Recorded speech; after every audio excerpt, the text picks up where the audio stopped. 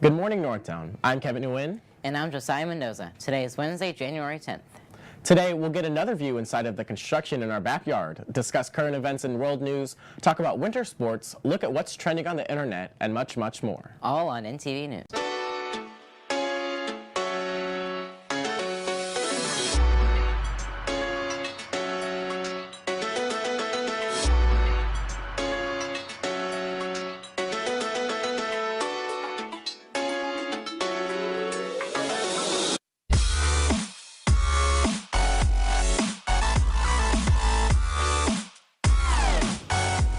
Happy 2018, Northtown. To bring in the new year, we've changed our look and are going to bring you much more news stories from the community and beyond. First, let's start with with world news.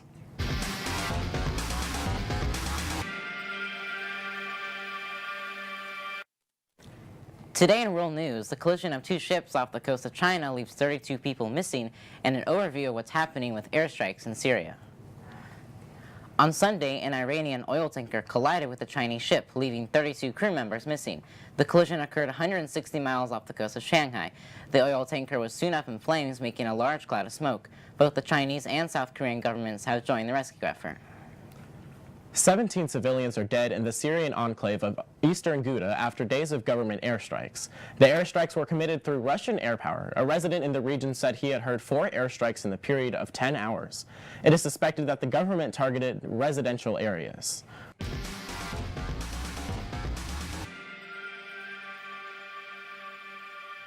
In today's Internet Highlight, we look at the controversy surrounding Logan Paul. The former Viner, now YouTube star Logan Paul, has made headlines after he posted a video of him going to Japan's Akigara Forest, or as it's better known, the Suicide Forest. There, he and those who accompanied him came across a dead body, an apparent suicide by hanging. He posted a video of the encounter and quickly got on the YouTube trending page. It gained millions of views before the video was pulled by Paul himself on Tuesday, January 2nd.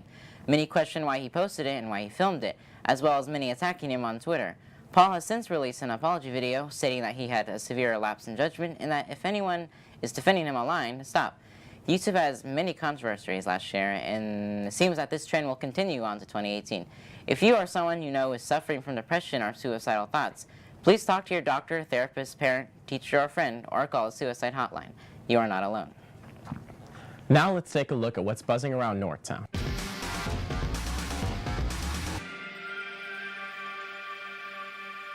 Now that we're back from break, you may have noticed the giant crane at the construction site and a few walls going up. Here's Mr. Ryerson with a construction update. Many of you have likely noticed the quick growth of the new school building. It is confirmed that the exterior of the building is nearing completion.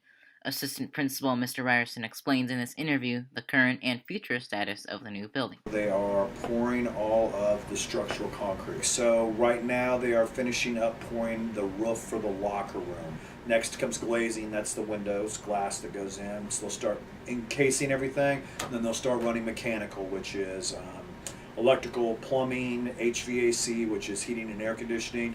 And then they'll start working on the roof and setting units on the roof and all the stuff that goes on with that. So I would say by mid-January, the building will probably be enclosed. They can set about 10 to 12 panels a day. There's about 150 of them to go, so they'll need about 3 weeks to set that stuff. That'll be the big milestone. Once we get it enclosed, and they can do whatever they want to and weather doesn't affect it. The new building is planned to be finished by the start of the 2018-2019 school year. The new modern building is surely something to look forward to. I hope you're all as excited to see the new Northtown as I am. Starting next week, we will move to 4 lunch shifts. Check with your third block teacher to see your new lunch shift. You will also be expected to eat in either the cafeteria or off campus and not on the hallway or classrooms. Congratulations to junior Marion Johnson and sophomore Sarah Ragsdale on placing first place in Big Questions and second place in Champ Public Forum. They were against mostly 4-year debaters at the Fort Osage tournament this weekend.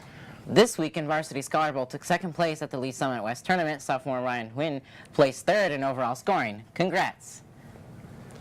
Now it's time for a sports update.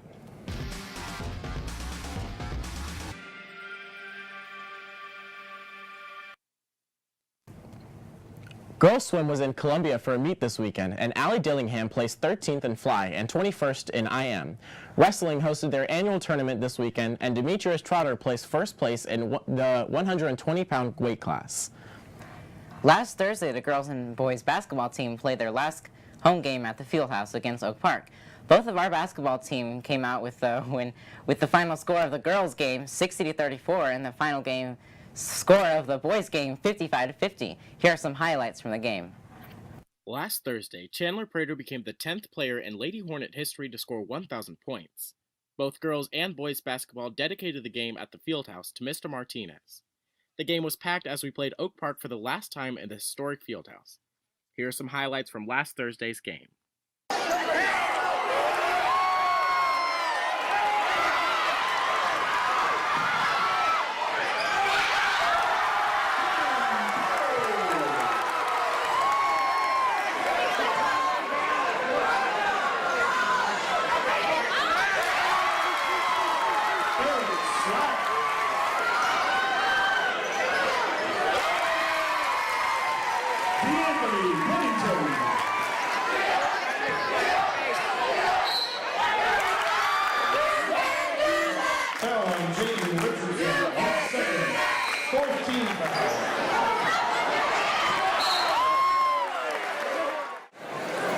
English teacher Darren Martinez passed away due to complications from cancer on December 21st, 2017. North Kansas City High School has lost a tremendous educator and a champion for all students.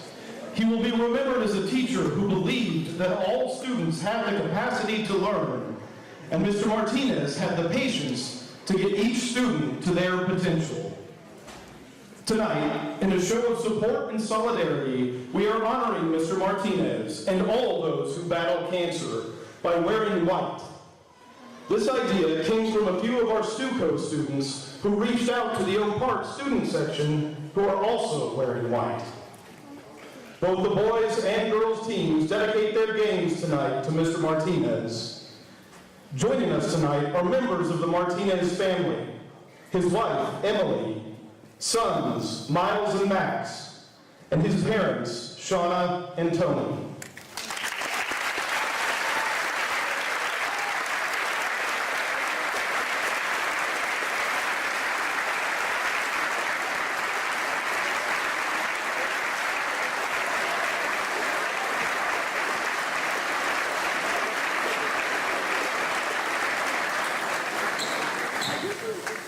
Please join us in a moment of silence for Mr. Martinez.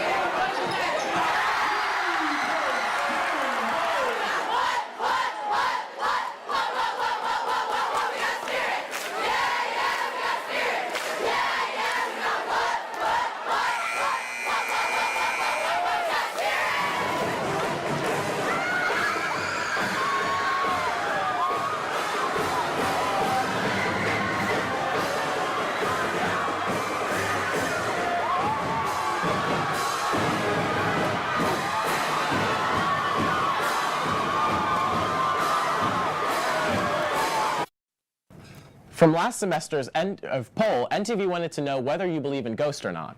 Results were close, with being evenly split, or almost evenly split, with 53% saying they do believe in spirits and 47% saying they ain't afraid of no ghost.